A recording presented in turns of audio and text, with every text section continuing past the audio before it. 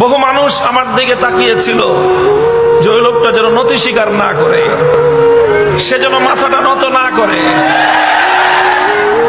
আমি তীব্রভাবে ওই সময়টায় এটাকে একটা চাপ অনুভব করেছি। অন্য কোনো কিছুকে এতটা চাপ আমি অনুভব করিনি।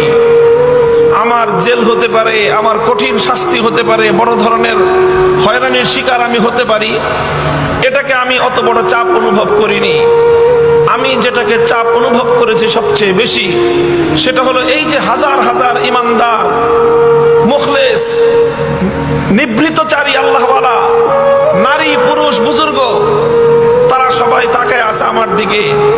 তাদের হৃদয়ের কামনা ছিল ও যেন ওর কথা, ওর ভাষা যেন নরম না করে। এই জিনিসটা আমি অনুভব করেছিলাম। তখন আমি একটা শপথ করেছিলাম, জীবন যেতে পারে, হকের কথা বলেছি, এই কথা আমি প্রত্যাহার করব না।